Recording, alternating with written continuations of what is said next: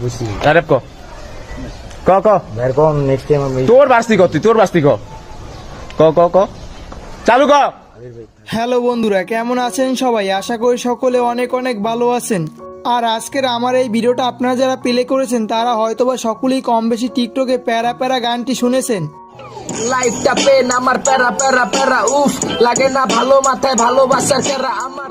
আর যারা এই প্যারা প্যারা গানটি শুনেছেন এবং তারা হয়তোবা কম বেশি সকলেই এই গানের সিঙ্গার মিস্টার রিজানকে চিনেন। আর আপনারা যদি এই মিস্টার রিজানকে চিনে থাকেন তাহলে এই টিকটকে বেশি বেরানো এই ভিডিওটি আপনারা সকলে একটু মনোযোগ দিয়ে দেখেন। আর এখানে মূলত মিস্টার রিজানকে ধরে আটকে রাখানো হয়েছে বা কান ধরানো হয়েছে, তিনি মূলত চুরি করেছেন। আর আজকের এই ভিডিওতে আমি আপনাদের জানিয়ে দিব মিস্টার রিজান কি চুরি করেছেন যার কারণে তাকে এই শাস্তি ভোগ করতে হচ্ছে। আর আপনি যদি এই বিষয়টি জানতে আগ্রহী হয়ে থাকেন অবশ্যই ভিডিওটা স্কিপ না করে সম্পূর্ণ এ টু জেড দেখার চেষ্টা করবেন, তাহলে আশা করি একদম ব্যাপারটা ক্লিয়ার হয়ে যাবে। আর এই ভিডিওটা ভালো লাগলে অবশ্যই একটি লাইক দিয়ে এবং এরকম ভিডিওগুলো প্রতিনিয়ত পেতে চাইলে অবশ্যই চ্যানেলটিকে সাবস্ক্রাইব করে রাখতে পারেন, তাহলে পেয়ে যাবেন আমার এরকম প্রতিনিয়ত আপডেট ভিডিওগুলোর নোটিফিকেশন। তো চলুন ভিডিও শুরু করি।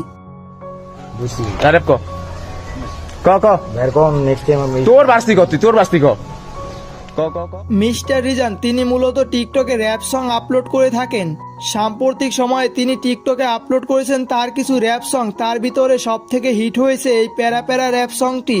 তার এই গান যে প্যারা প্যারা, তার এই জীবনটাও তিনি এই গানটার মাধ্যমে প্যারা প্যারা করে ফেলেছেন। তিনি মূলত এই গানটি কপি করেছেন বা বলতে পারেন আপনারা এই গানটা তিনি কভার করেছেন, তিনি এই গানের ওনার নন। আর কোনদিন মাসের গান গাবি? আর গাইলে কি করবি? গান গাইলে কি করবি? মেনশন দিয়া তারপরে করবি।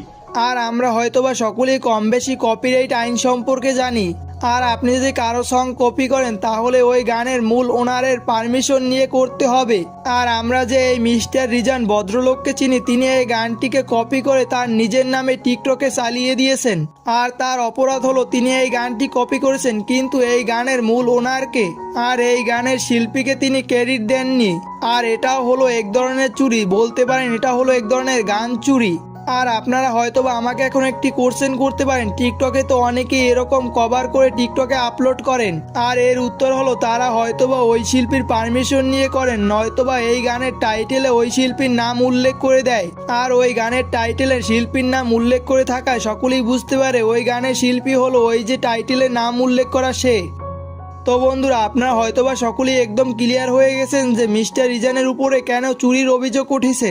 তো বন্ধুরা, আজকের এই ভিডিওটা এই পর্যন্তই ছিল। আর এই ভিডিওটা ভালো লাগলে অবশ্যই একটি লাইক দিতে ভুলবেন না এবং এরকম ভিডিওগুলো প্রতিনিয়ত পেতে চাইলে অবশ্যই চ্যানেলটিকে সাবস্ক্রাইব করে পাশে থাকা বেল আইকনটি বাজিয়ে দিবেন, তাহলে পেয়ে যাবেন এরকম প্রতিনিয়ত আপডেট ভিডিওগুলোর নোটিফিকেশন। তো দেখা হবে পরবর্তী কোনো ভিডিওতে, ভালো থাকবেন, আল্লাহ হাফেজ।